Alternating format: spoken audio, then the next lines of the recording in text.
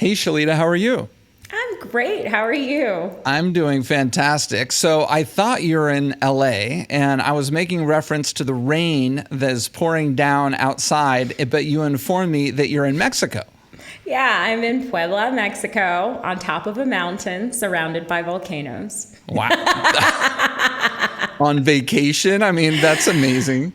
No, I'm a temporary resident, so this is my home. I make it sound pretty exotic, but I actually Costco is right around the corner. So it's like LA meets Denver meets New Orleans, but everybody speaks Spanish. That's very funny. And so where in Mexico is Puebla, you said? Puebla, yeah. Puebla. So Puebla is its own state, and so I live in the capital, which happens to be the same name. So I'm in Puebla, Mexico. That's so interesting. Okay, so maybe we'll get to how you made your way down there, but I'm going to just give a brief introduction. First, you're part of a multi-generational hairdresser family, and you're the owner of a beauty brand called For Naturals Hair that includes products as well as a salon in Hollywood. Well, we started as a salon in Hollywood, and now we are direct to consumer, and we are working on our salon partnerships. So we actually have one in Rhode Island, and yeah, that's what we're doing, trying to take over the country. Yeah, spanning the country. Yeah. You've gone to just about the farthest east that you can go. That's awesome.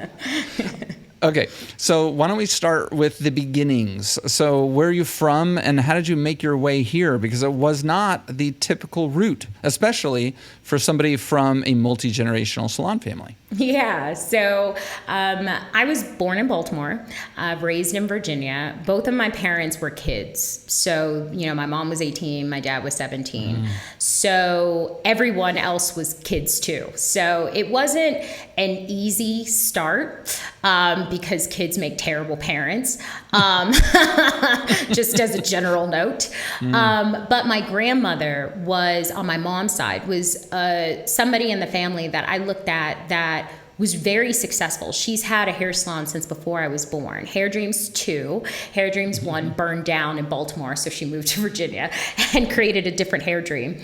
And so when I ended up moving in with my grandmother, when I was 5, I lived in her hair salon. And so before I became an actress, I actually just wanted to be the shampoo girl at my grandma's hair salon.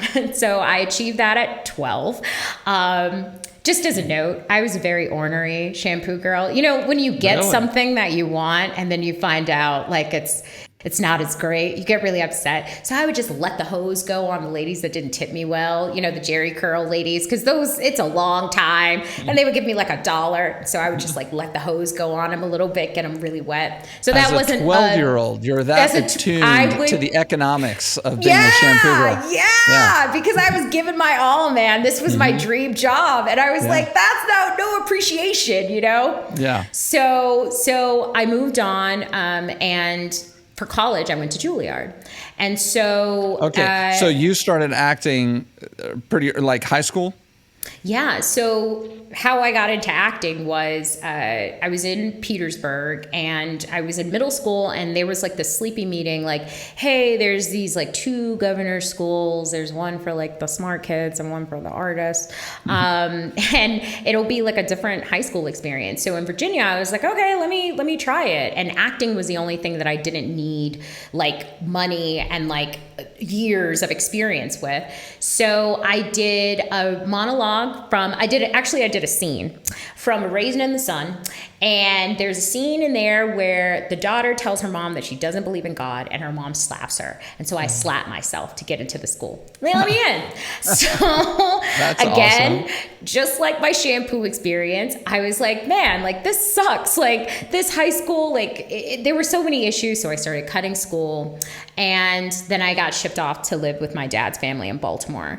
And when I was there, it became really clear to me that, so my dad, he quit school when he was 12 in the 6th grade. Wow. He just didn't want to go anymore. And so my grandmother was like, okay, because he was her only child. So he was like her Jesus. So when I moved in with him, he had all these kids. So I just became like the nanny. And so I look up 2 weeks later and I'm like watching Maury during the daytime, and I'm like cooking dinner, and I'm like walking the kids back and forth. And I'm like, this man moved me out here to like do domestic labor. Yeah. So I was like, I don't want to do this. Yeah. So I had to campaign to go to art school, right? Because I'm in Baltimore from Virginia. I was like, I can't go to a public school in Baltimore. They're going to literally murder me. I was a New Yorker before, I moved to New York. Like if I saw something, I was going to say something. And I knew that would be a problem in Baltimore.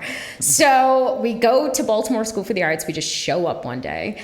And we asked to speak to the acting department head. And I was like trying to get out of this house situation I was in. So I was like, look, I will do a monologue for you right now. Like, I don't have a problem. And he was like, no, come back. We'll do this nice. And he let me in the school. And so I finished high school in Baltimore at Baltimore School for the Arts. That school literally saved my life. And while I was there, I just kind of thought, well, what do I want to do? Like I can't like take acting too seriously because who knows what's going to happen. And I like the school like put me into some things, and I started winning things. And then I met Juilliard, and I got on planes, and I went to China, and I became a presidential scholar. Like my senior year was just like all of these like wins that I wasn't even aware like I could have at the beginning of that year. And so cool. Yeah, I mean, it was acting I say it's like the thing that's taken me the furthest in my life, compared to, my family. Mm-hmm. So. And okay, curiosity question. So when you're out of school, like Baltimore School of the Arts, you're there primarily for acting, but are they also teaching you other things, or is it just acting? Yeah, man, that's a really good question. So, I really loved my education setup in the second school because it was really like, it hit the nail on the head for why kids even apply for these kinds of programs. So at the beginning of my day from like 9 a.m. to like lunch, I learned like, English, math, science, whatever. But from 12 to 4, I just focused on my discipline with my ensemble. Mm-hmm. And, Eric, it was actually in those classes that, when you grow up, like I grew up, it's sometimes even hard for you to imagine a life that could be different from what you're experiencing. And luckily, I watched a lot of television, so I did get to see things. But, to really believe that's possible for yourself, sometimes that's harder than people really understand. And what I really appreciated about Baltimore School for the Arts, it makes me choke up a little bit, but what I appreciated about those people were that, we would have like classes like that last year where we would just spend like 45 minutes in a meditation, a guided meditation. And it was just like your best day 5 years from now. And so like, How do you wake up? What do you see? Is there someone with you? Is there someone in the house? What do you have planned for today? When you walk into your living room, are there awards? Are there magazines? Like, what is it? And so for you to really like vision for yourself what's possible. Yeah. And so I did that at that school. That's cool. I love that. Yeah. I kind of do that on my own, actually. That's beautiful. I've always done that on my own. But it's one of those very valuable things. And I imagine most people don't do it, and that's too bad because that's kind of how we kind create. I mean, I didn't want to say, I was going to say schedule out your life. That's not really the right way of phrasing it, but that's how you just, I mean, so you don't just behave randomly on a day-to-day basis. So you actually do things intentionally, in an effort to accumulate things so you get to somewhere you want to be.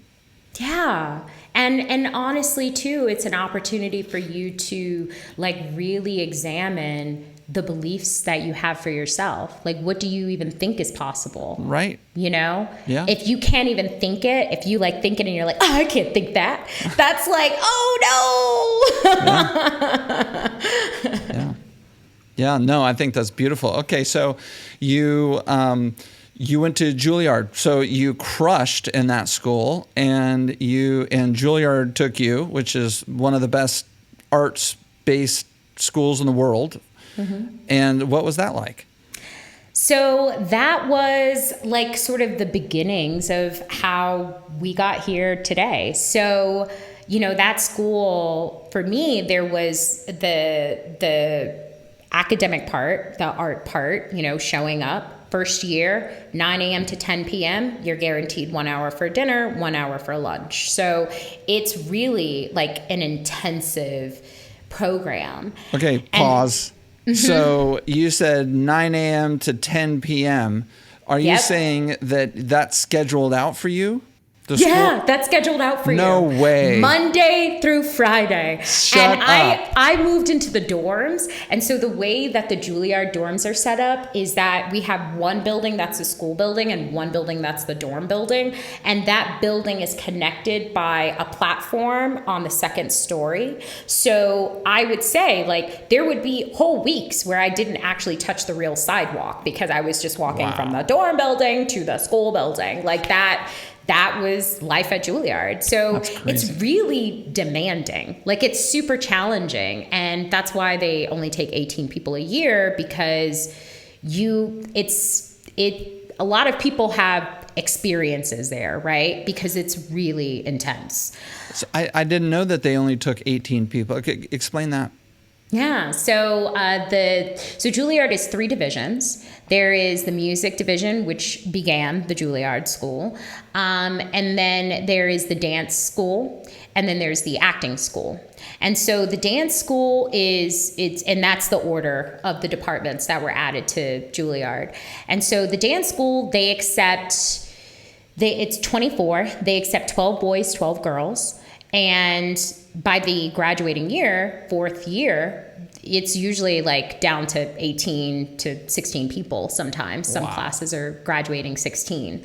The acting department takes 18. Now that 18 for the dancers, because dance, like your career is essentially over, like in ballet at 25, they only take people graduating from high school. But the acting program is different because it takes anybody. So Adam Driver was a second year when I was a first year, and Adam got into Juilliard after he went into the Marines. So interesting. We had like so the oldest person during my like 4-year tenure was like 37 when they got accepted. Wow. And the youngest person was 17. Like I got there at 17. And one guy beat me at 16. He was 16 when he got in. So, that's the span. So cool. And it makes me wonder, I mean, the international reputation is pristine, of course. I just assumed that it was bigger because you hear about it. So that's even more extraordinary. Yeah. Wow. Okay. Yeah. So you went through this very intensive thing, and so it's every day, all day. 9 a.m., 10 p.m., Monday through Friday, your first year. 4 years? Your first year. Your second year, you can have a class that starts at 10. Like, these numbers mattered to us back then, so I know it's not much of a difference, but no, that's a huge difference. We were like, oh, that extra hour, it's everything. Yeah. But Fridays, it would still be 9:30. And then your junior year, it's a little more loosey-goosey. I mean, most classes start at 10, but then you have, like, rehearsals, right? And so the latest that you can go on rehearsal is 10. So then we would have these like take your medicine. So at the end of not the quarters, but the end of like the semesters, the teachers would all go up into this room and they would talk about everybody. Like they had hit lists. Like everybody sit and then they would pull up your headshot and hit list you and like be like, she's lazy. She doesn't have a diphthong. She doesn't pay attention right. Her acting style sucks. And they all talk cash trash upstairs, and then they come downstairs and then they sit down and they have like the general like, this is what's wrong with you as a group, and then they all sit around the big studio room with a chair, and you bring your chair, everybody sits in the middle, and it's called taking your medicine. And so we would go put the chair down in front of the teacher, and they would tell us to our face how they thought about us. So as you can imagine. Okay, hold on. And this is honesty. This isn't meant to artificially be difficult. They're giving you honest feedback. Yeah, they're honest feedback on you, and you got to take it, because at the end of the day, that's part of the job, is being able to hear criticism, even if it's harsh. Like, we had our acting teacher, Becky. She was in year 2. So the drama division, if you ever meet another Juilliard person who went to the acting school, we all have our numbers. So the numbers are your group numbers, and that number corresponds with the number of years that the drama division had been open. So I'm group 39, so I came in 39 years after this school started, and they're in the 50s now, so great. Yeah. I don't feel old. Yeah, we don't do the math there. Yeah, thank you. She said that, she, back in the day, they didn't care. She had a voice teacher grab her by her leotard and tell her she had no soul. So, like, you could get anything. It just depends. And you got to take it, because it's your medicine. Right. And then you got to work on whatever it is they brought up to you. Yeah, you in have a to way make that that they constructive. respect. Yeah. Yeah, you have to. Is for it to be constructive. Yes, you would hope. Another fun Juilliard story that's kind of really sad is that up till my second year, because we had gotten a new dean of the drama division, the Christmas party was mandatory. And the reason the Christmas party was mandatory was because before my year, they actually accepted 21. But by the middle of second year, the goal was to cut it down to 18, to at least 18. So you would do your whole first year, and it's basically like a year of auditioning. Yeah. And then second year, they hand out the probations. You're on probation, you're on probation, you're on probation. So for the next semester, if you don't work on whatever medicine we told you you need to work on, then we would kick you out. Yep. And when would they kick you out? At the Christmas party. No. At the Christmas party? Yes, Not Eric. After the Christmas party? At the Christmas party. That's why it was mandatory. So they would put all the second years, and it was only mandatory for the second years.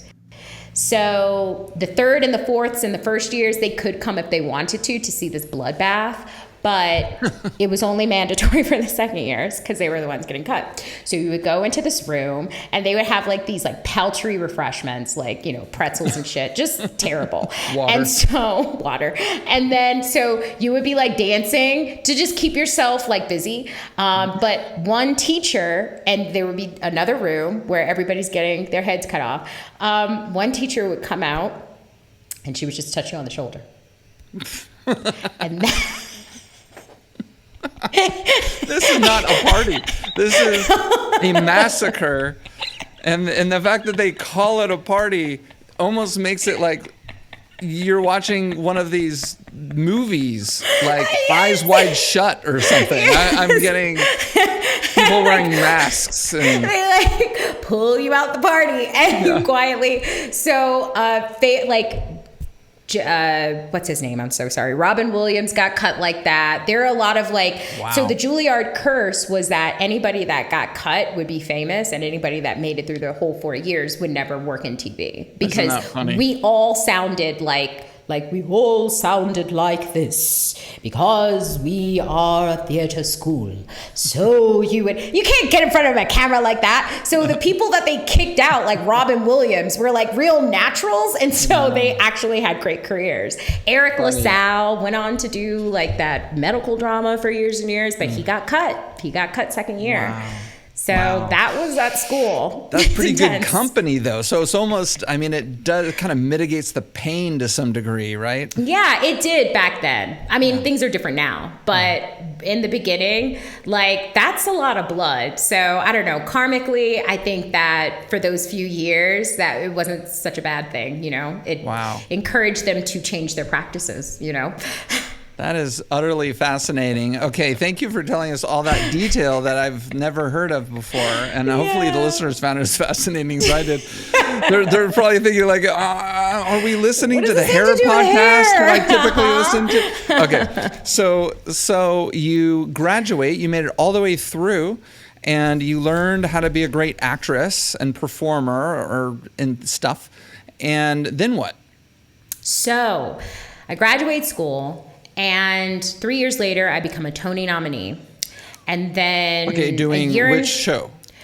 I did Vanya, Sonia, Masha, and Spike, and it was a comedy. And our season was the 2013-2014 Broadway year. Okay, hold on. Curiosity question, moving back a little bit. Mm-hmm. So you are one of very few Juilliard-trained actors coming out. Are you swamped with offers, auditions, stuff like that? Or are you out on the street corner, yelling? How does it work? Because I know acting is like one of those things. It's so hard to get a decent role somewhere, whether it's on stage or in front of the camera or even at your parents' house. So what is it like for a Juilliard graduate? So, for some of us, we don't work at all. Like, some people make it through all 4 years and they never work in the business. Wow. So what they do is they give you kind of a sweet entree into the business. And we have these things called presentations. And so you do one in New York and you do one in LA. And that's for the business. That's for the casting directors, the agents, the managers.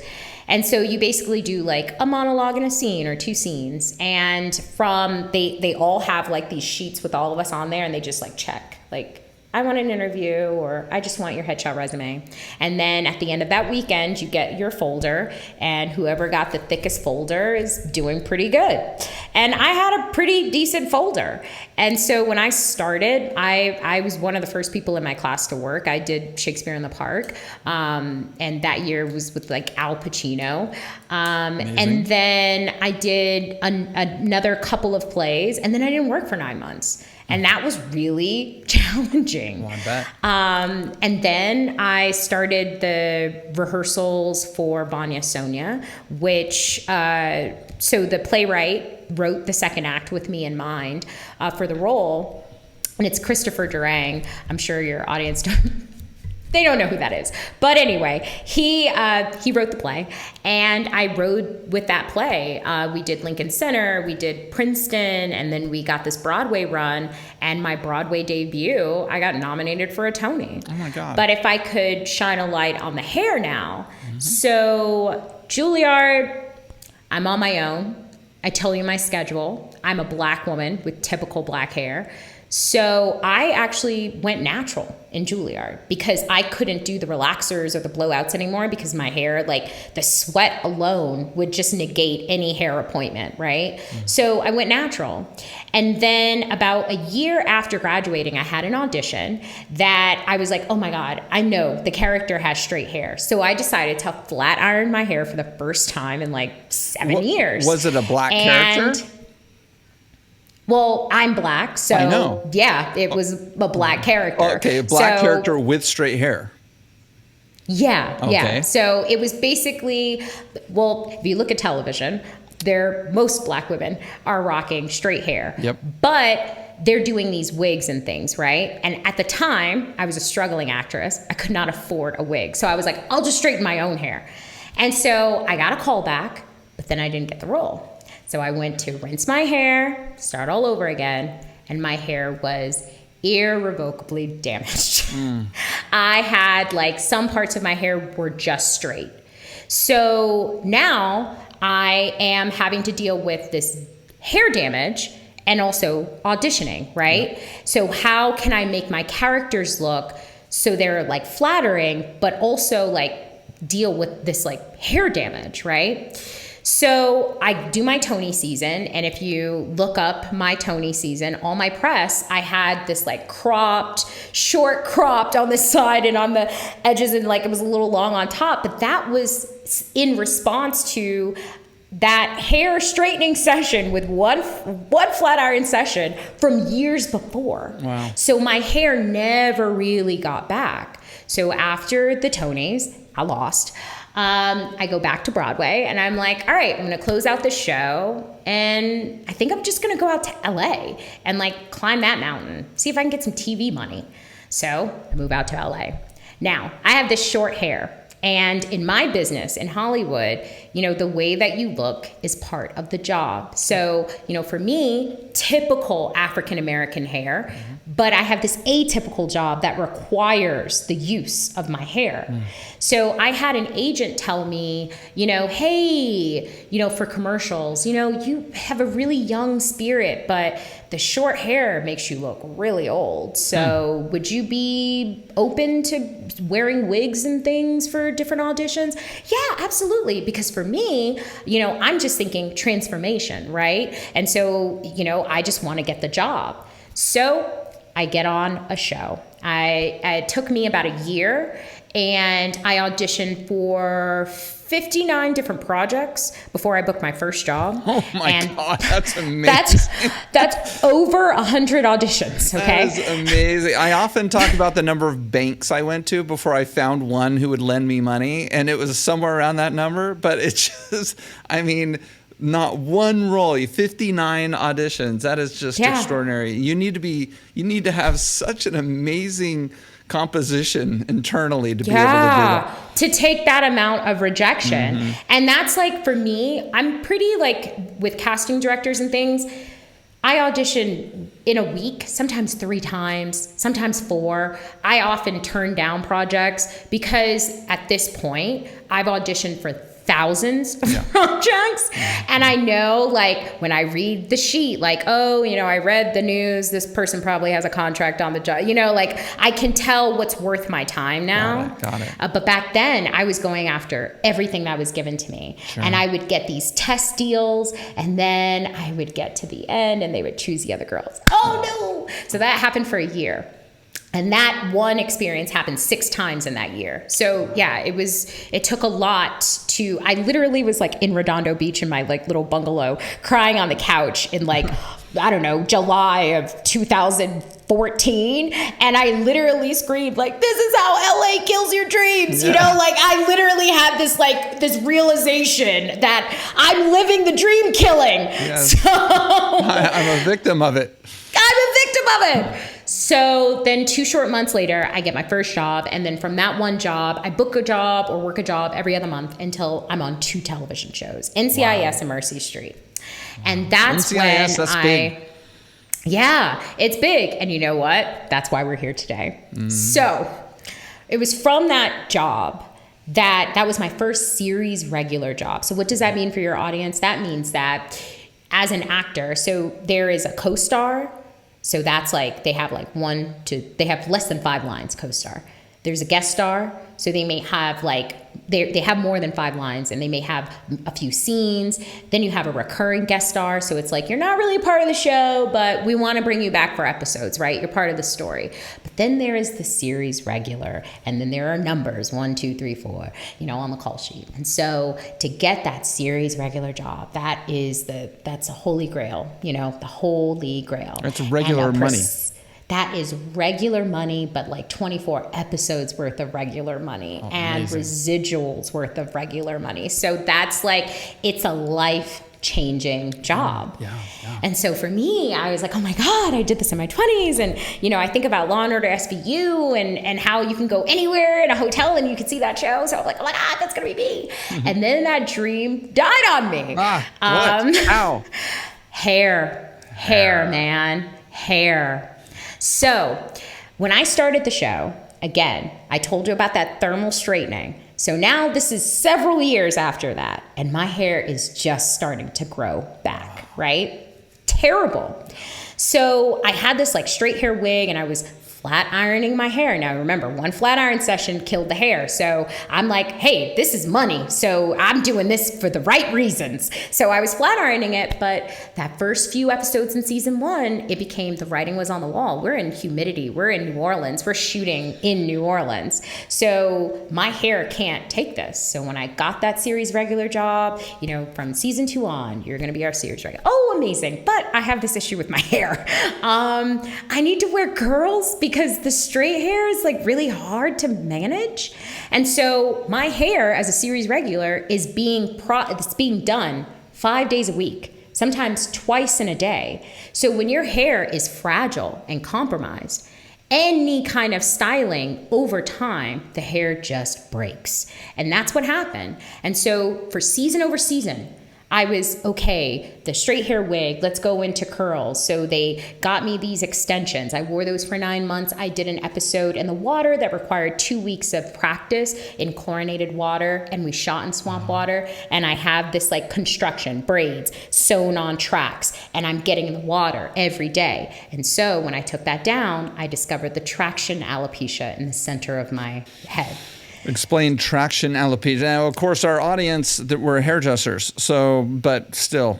Yes, so traction alopecia, it's not like the autoimmune stuff where your hair just falls out at the follicle. Traction alopecia is what it sounds like. It's friction and traction over time, making that follicle, either it gets dried out or, there's so much trauma to it that it doesn't grow hair there anymore. And so when I took down my braids, the hair that was attached in that spot had come up from the root.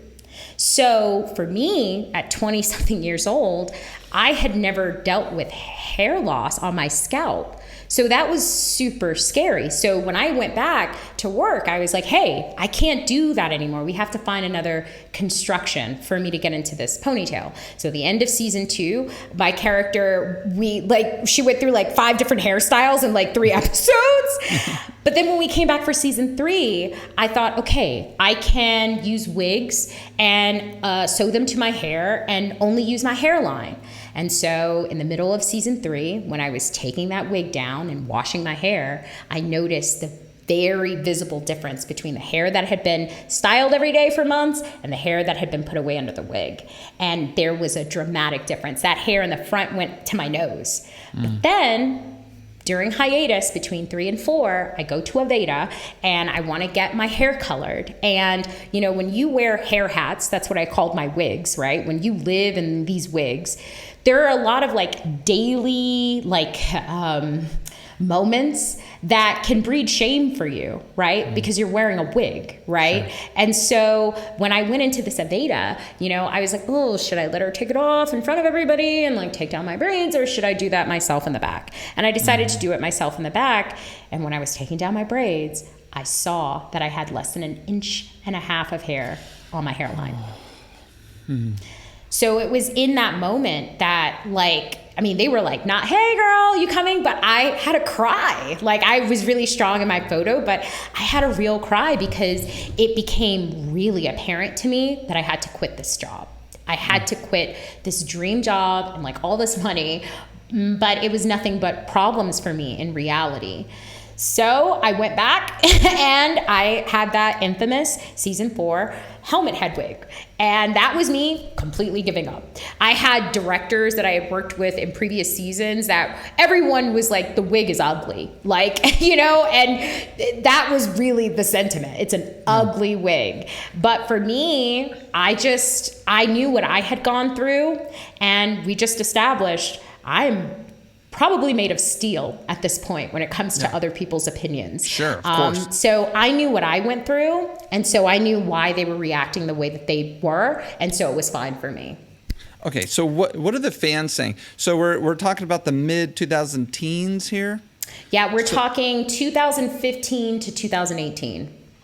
So there's Facebook, Instagram was out, Twitter. There's Facebook and stuff. And so what were the fans saying? Because everybody notices, the real hardcore fans of these TV shows or movies or whatever, they notice little tiny things. So when you're changing your hairstyles through these episodes, like you talked about, in subsequent episodes, having big style changes and et cetera, what are the fans saying?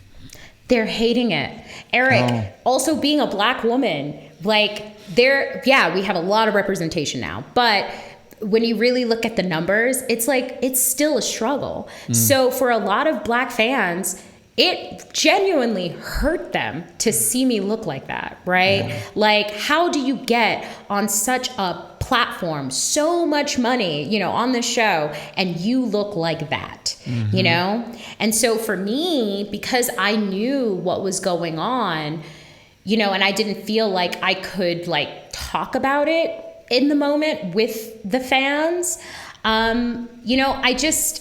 I stopped watching the show. After my first season and midway through the second is when I just like stopped watching, because for me, I knew what I went through in all of those scenes. I knew, what those days were like, but I also knew that like I looked terrible on television and I didn't want to see it either. So for me, I was just clocking in, but my character relationships were so good. Like I just focused on the things that I could control, like my acting, like my chemistry with other actors. And, to be honest, they were trying people in that third season, because when you have a problem, you are the problem. And so because I had this problem where, my hair didn't look right, it took forever, it would change up on them, it would change up on me, my hair was inconsistent. And so it was like, her hair's a problem. So maybe we find an actress that doesn't have hair problems. Yeah. But what happened was those actresses didn't really connect. So, I was having this experience of doing my best at work, but just ignoring what people were saying, because I was doing everything that I could, to change that. And I was having this disappointing experience of like not being able to get the result that I wanted. So you quit. So I quit. So it's 2018, it's the spring. Okay. And I got off nice. And I feel like I've been hit by a truck. So I go into trauma therapy. So I had been in therapy for these 3 years. Like I had a therapist that was like rocking with me through it all. But just as like a normal, like therapy. Making sure that you're hanging in there. I mean, I had a lot of problems on this job, So I needed someone to talk to kind of help me straighten out like my feelings and like how to deal with these hard feelings that I was dealing with and how to manage these conversations that I was having. So she was the one that was like, and now that we're done, I think you need to go to somatic therapy. I think you need to try some trauma therapy to help you get in touch with the body stuff, because my hair is on my body. And as Black women, you often feel like your hair is this other entity, right? It's this entity that can get you dismissed from school. It can get you dismissed from work. Sex can be awkward, like going to the pool can be challenging. So it does feel like this other thing, because you might be consistent. You might, have things by the book, but your hair is acting completely differently. It's not cooperating. Yeah. Yes. So for me, there were a lot of conversations, a lot of shame, a lot of blame, a lot of pain around my hair. And I had to like unravel that stuff, because the truth is, I'm not the only Black actress that has had a bad hair experience. So I knew that it was very likely that I was going to get on another set with unknowledgeable hairdressers. And so I needed to protect myself from being triggered, right? Like everybody talks about triggers, but you don't talk about whose responsibility the trigger is. Yeah. And I think it's your responsibility. So how do I blunt this trigger? What can I do to like help myself when I'm having a similar scenario? Yeah. How to properly respond to the triggering. Yeah. So I did 3 months of that, and then I did 2 shows. Okay, hold on. So you called it somatic therapy. Somatic therapy. Same as trauma therapy? It's the same as trauma therapy. So somatic, the word means the body, right? It's body related. So it's a different modality of therapy. What we're used to is go in a room and you talk. What somatic therapy can look like, it could look like brain spotting. It could look like EDMR. Like they have all these different modalities to help you lock into where the trauma is in the body and what those physical triggers feel like. And then in the moment, like giving you the tools that you need to kind of be comfortable with the uncomfortable and kind of break that body like story that happens. So you get the heat in your throat, pits, it feels like a steel rod up my back. Yes, sweaty. I can't look up. Like I'm just like, I have like kind of this tunnel vision. So there are things that you can do to kind of break these like body story triggers that happen, like looking up. And that kind of like makes the physical experience, the physical emotional experience you're having, it kind of like pops you back into the present. That's right? amazing. I didn't know there was such a thing. Like my hands get clammy and sweaty sometimes, really cold, and the rest of me is sweating. Yes. So annoying. Hey, Eric, that is literally how I am on set. I bet. So I literally, they like, I call it my, they give me these like paper towels for my pits because my pits will sweat like crazy, but my hands are cold. Yeah. Yeah, same. So that's just like the feeling of going in front of the camera, but of like, okay, I have to like remember these like 500 words, or like I have to do Couldn't these imagine. things. I have to. So it's like the body is like you're about to get into a fight, but like you're good, you know. Yeah. So how do you like work through that? So did that get better over the 4 years that you were on that show? Did that improve that somatic reaction? I did that after I left that show. Right. Mm-hmm. You were experiencing it through the show. You didn't get the therapy until after the show. Yeah. But just dealing with it and maybe getting used to it, in air quotes, did it get a little better through those 4 years? So I went on to work on other shows after I left that show. Okay. And so I did that 3 months of trauma therapy after I left. Yeah. And then I did 2 other shows after that. Yeah. And when I got on those sets, definitely encountered some of the things that I encountered before. But yeah, because of that therapy and because of, you know, all of the work that I had done emotionally before, I was very much ready. And, you know, yeah. So the therapy helped you, but but before the therapy, that was just an everyday experience for you on set. Yeah, that was my life on set. Yeah. Yeah. So when I left, I did those 2 shows, but the truth was both of those characters were still in wigs. So I did a recurring arc on Santa Clarita Diet, and I did a recurring arc on Search Party. So we shot Search Party in 2018, but it didn't air until 2020. So, you know, I was in a wig for that. So for 2019, I just thought, man, I've healed these like triggers, you know, like, oh my God, don't touch me like that. But I want to heal my hair. Like, I want to just fix it. So in 2019, for months, you know, I had the time and the money.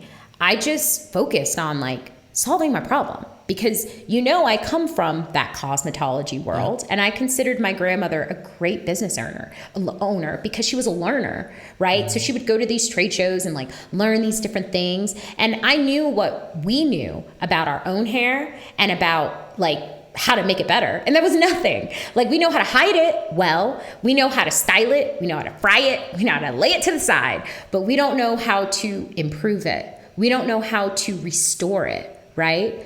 So I thought, who does? And so I switched my focus to cosmetic chemistry, which is the study of hair for hair products. So I had this experience of, you know, a very raced experience. My hair is textured. I am Black. And so everything out there for people like me is like, it's too bad. Your hair is terrible. And you need something really strong to deal with that, right? Because it's hard. And so it just makes sense that you need a chemical to make it soft again, right? And so the experience of that is, okay, we'll do that. And then it just breaks off. So like, how durable is this hair if it's so fragile? And so I wanted to look at my hair, but without any of that nonsense. I'm a human being. I come from the earth. I'm not an alien. So I don't need something man-made. I need something like from the earth. So I took in a lot of like these cosmetic chemistry journals, like these like studies and things, and learned about what is hair, what is the charge of it, how many parts is it, what are the parts made of. And then I focused on non-white but successful hair cultures. And how did I define success? I defined success by length retention, shine. I wanted cultures that had answers for detangling, right? So what were those countries and those cultures? India, Eritrea, Ethiopia, Greece. So with these cultures... Eritrea is in Africa, correct? Yes, and it's right next to Ethiopia. And the pronunciation of the country varies, so forgive me. Yeah, and me. Forgive us both. So with India, I focused on, like, what are their hair practices? Because the people of India have a stellar hair reputation across the globe. We actually buy their hair and attach it to our own heads. So I was like, what is it about what they're doing that's different?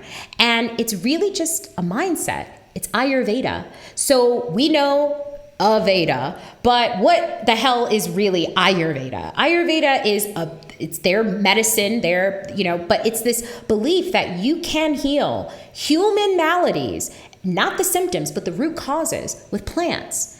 And that plant knowledge is very well distributed in India. So the families, their treatment days or their wash days, they look like African American wash days. So wash day for African Americans. What is it and why does it take so damn long? Well, let me tell you a secret. The secret is it's 2 parts. The reason it takes so long is because it's 2 parts. We're trying to do 2 things in one day. You're trying to treat this hair. And what does that treatment look like? It looks like, putting something like oil or deep conditioner or something on your hair and just sitting with it for hours and hours and hours. And the belief is that the longer I leave this on, the more of it's going to get left behind. And I need this to get left behind because my hair is jacked. So when I rinse this out, my hair is going to feel like it does with this stuff in it. And it never does. And yet we still do it because what we also understand is if you don't spend time treating it before you style, you can break your hair.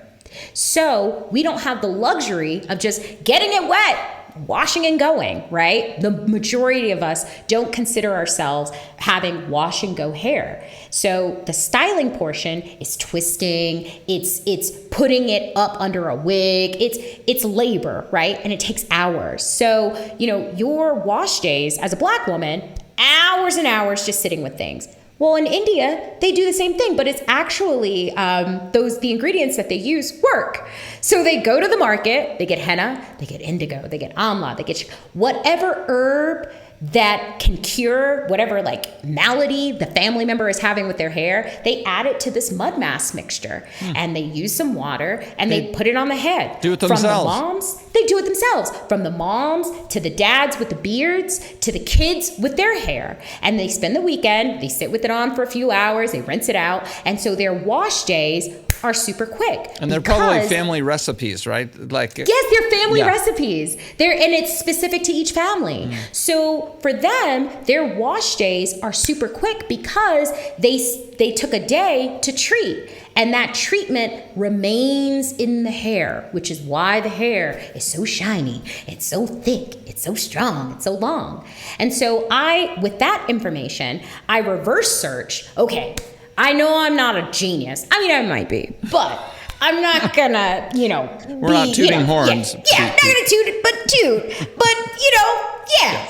I'm gonna look up Black women who have tried henna and it didn't work out for them, and then deduce what were the commonalities between these bad experiences, and then did the reverse for Black women who had tried henna and it worked for them. And so I figured out, okay, there are a couple of key things that you have to make sure you have in your henna mud mask and things that you do before and after. And so I think it was May of 2019, I did my first henna mud mask treatment. And it's not the same treatment, it's not the same formula that we have today. It's a little different. It's actually a little more complicated because I, was just starting. But I you made noticed, it yourself. I made it myself. Okay. Formulated myself. And that first treatment, my hair was different. But I couldn't trust it, Eric, because another phenomenon of having this hair is disappointment and inconsistent performance of products, right? So while the first treatment went well, I was like, all right, let me see what happens after the second one. Yeah, let's not get too excited. Don't get too excited. By the third treatment, Eric, I looked at myself in the mirror. I caught a glimpse of myself in the mirror, and I was like, yo, you have gone, I actually pole dance for my exercise, but I'm like, you've gone to like several Nice. pole classes, you've slept, you've, got in the shower, and look at these curls. And so I just did like a photo shoot, just like in my house, because I could not believe how perfect my curls were. The hair that you see today, I could never get this hair before without like twisting or using things to manipulate my hair into this structure. But as soon as God breathes on me, I go back to a fro, like a pumpkin, like Cinderella. And so Four Naturals is basically like that Cinderella treatment. Like it takes away that pumpkin experience, right? Of like, clock strikes 12, Right. You're out of here, girl. Back to the fuzz, back to the dry, hard hair, And so in 2019, I decided I have to do this for other women. Okay, so we're going to cut it right there, Shalita. And Okay. I want you to come back next week, please, if you will, because your story is amazing and the listeners have to hear it. So will you come back next week? I will. Thank you for the invitation. Amazing. Okay, so let's do that, and we will see you next week. Okay.